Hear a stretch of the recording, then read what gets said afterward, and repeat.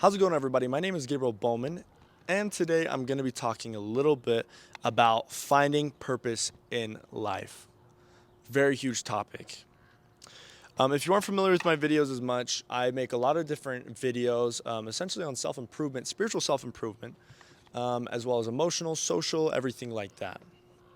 And if you guys wouldn't mind, before I get in the video, I'd love if you guys would leave a like, comment, and subscribe. Comment something that you would like to see in the future, another different type of video, as that really does fuel some of my inspiration.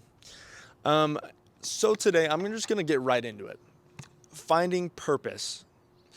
And I could talk about a lot of different things, beat around the bushes, and you guys probably wouldn't be able to get a whole lot from my videos if we're being completely honest. Except for maybe this beautiful backdrop right here. Oh my goodness, it is pretty tonight. Not gonna lie. So how I'm gonna approach this is I'm going to tell you guys a story from when I was on my mission. So if you guys are not familiar, if you're just seeing this channel for the first time, I left when I was 18 years old, shortly after I graduated high school. I left everything behind, friends, family, social media. I left everything, a lot of my hobbies, different things like that. I sacrificed all of that to become a missionary for the church I belong to, which is the Church of Jesus Christ of Latter-day Saints. Now, before you go off and you start hating on me, because a lot of you will, I already know it. I already see the comments right now, if any comments are even left on this video, because I don't got a whole lot of people following me right now. But before you get into that, understand that everybody has a different path. Just because I believe in God differently maybe than you, doesn't mean that my God doesn't love his children, that he didn't send his son, Jesus Christ, to come and die for our sins.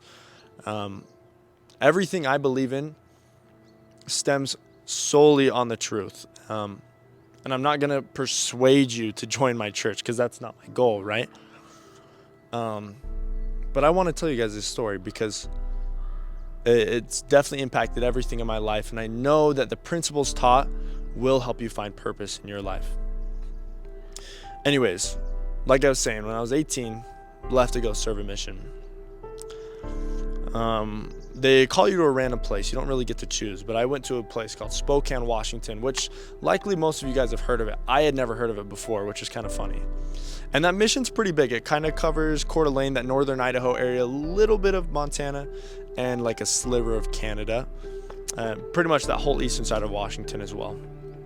And I spent a lot of time on college campuses and things like that, but and outside and within Spokane, but I experienced so many wonderful things, meeting people, teaching hundreds and hundreds and hundreds of people every day, honestly. Yeah, like every person I talked to was a teaching opportunity and an experience.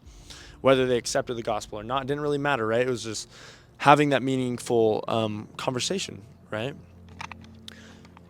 But as the mission continued, I always heard missionaries talking about how these stories of them finding their purpose, or these missionaries talking about their why they were staying out on the mission versus all these different things, right? And for me, I had started questioning what a why even really meant. Because to me, I was like, well, I've got like a why I came on the mission. Like, I left on the mission simply just because, well, there's a couple of different reasons. First of all, I left on the mission because I felt like I would be completely lost. My life would be essentially ruined if I stayed home, due to a lot of kind of the opposing forces that I spent my time around. And I could talk about that in another video. But I mean, for right now, that's just kind of how that was. And so the other reason was that, of course, I wanted to make my family proud. I wanted my parents to look at me and be like, okay, good for you, good job. You really made the sacrifice, right?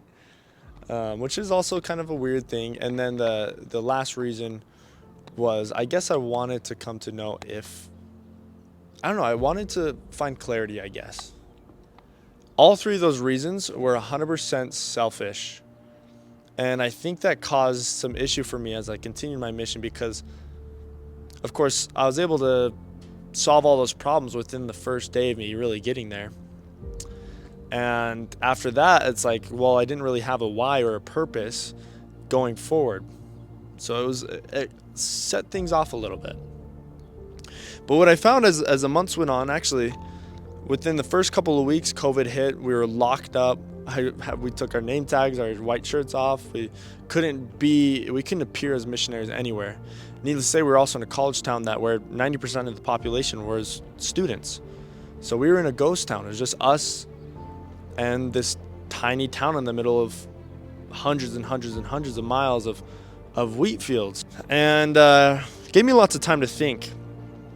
And throughout my mission, I kept faking myself out. Oh, I think I know what my purpose is now. And then all of a sudden I was like, well, that wasn't my purpose. Like, that's not why I would stay on the mission. It wouldn't really hold me up if I was going through hard things. And the mission continued. And I really struggled to find what my purpose was. Needless to say, you could be experiencing the same thing in real life, like at home. And then finally I got to a point on my mission when I was just really praying every single day. What is my purpose, Heavenly Father? Like, help me to find my purpose. Why should I stay any day longer out here? You could call it an obligation, right? That was maybe the reason why I was out there. Felt obligated because it was kind of the cultural thing. At a certain point, I was called to be a trainer, which is a really awesome role as a missionary, where you get to train a brand new missionary, show them the ropes, and teach them everything they need to know for the rest of 2 years, right? And I got this missionary. He was a lot older than me. He was a firefighter before his mission. I was like, okay, I am not ready for this. Needless to say, he came into the field very broken, having experienced a lot of really hard things in his life, not having the gospel or believing in Jesus Christ for his whole life before that as well. That was particularly hard on me for some reason. I saw him struggling every single day. He didn't have any support from back home. His parents might as well have just disowned him. Like, they wouldn't reach out to him. We had one day where we were allowed to talk to people back home, and his family never reached out to him. Nobody ever talked to him. Now, I say he was a lot older than me, but he was really about 23, 24 at that time. So fairly young.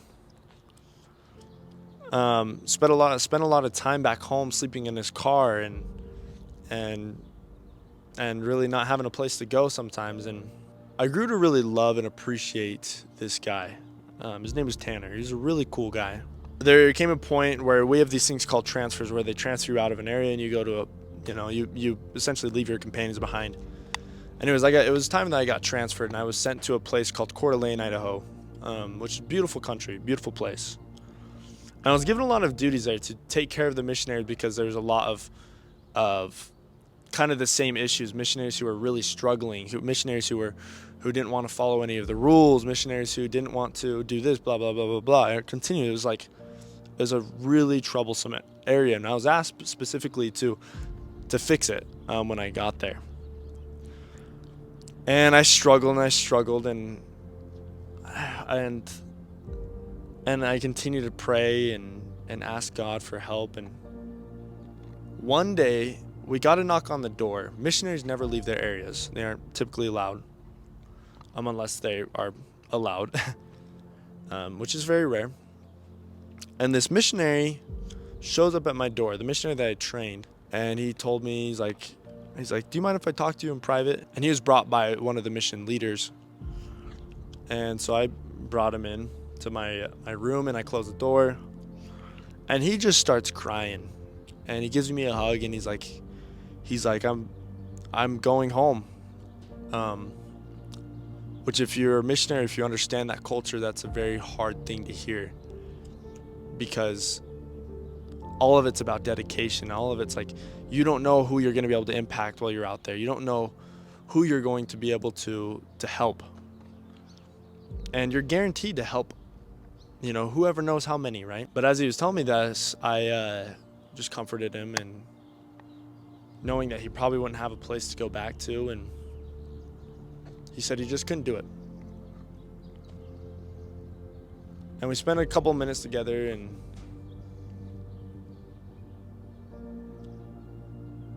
and he left. Went home the next morning. But after that night, I had an epiphany and a realization of what my purpose was. It was there the whole entire time. I just wasn't looking hard enough. The reason I was staying out on a mission was because it wasn't just because it was just for me. It was because from a young age I was called to do so. I committed myself to go and serve this mission so that I could help people find Jesus Christ. And though it might not make sense to everybody, but that was the most important thing that I could have ever done in my life. And to this day has given me experiences that I could not replicate in any other way unless I were to once again dedicate and sacrifice everything. But I did it. I stayed out and I worked extra hard. I continued to make further sacrifices on top of the sacrifices I had already made, because I knew that if anything, I was there to bless the lives of those that I came in contact with. And that was including that missionary there. And I can't forget to tell you guys the thing that he told me, as he had I guess he had gotten a little bit lazy in that last little bit. And this is what really gave me that sense of purpose. He told me, his last words to me, he said, serve your mission in a way that you won't regret the time that you had when you have to go back home. And life is no different. No, we must live our lives in a way that we don't regret how we did anything when it's time to go back. And I have nothing else to say, but if you guys are really searching for your purpose in life, if you really want to know why, I guess your personal why, as to why you're here, why you get up out of bed every morning, why you do the things that you do, why you go to the gym, look deeper inside of yourself and pray every single day. And one day you'll receive this purpose. I mean, a purpose that you have isn't something that you just make up out of your mind, right? It is something that you feel in your heart is right, something that you know you need to do. But if you do these things, if you really seek diligently every single day for your own purpose, the Lord will grant it unto you. And it won't be a subtle and small thing, but it'll be something that you know that you have to dedicate the rest of your life to. I appreciate you guys clicking on this video. Everything I've said today, I hope can bless your life, and I hope this story was inspiring to you guys. I hope you guys didn't lose your attention at all during this story, because this is one of the most important pieces of advice that I could give you guys on finding your own purpose. Please like and subscribe. I'd love to see you guys in the next video and the videos after that. I'd love to see you guys leaving comments on this video and telling me stories of your own, and maybe I could feature you guys in a video. But thank you guys for everything, and I will see you guys in the next video. Subscribe. I'm serious. You better do it.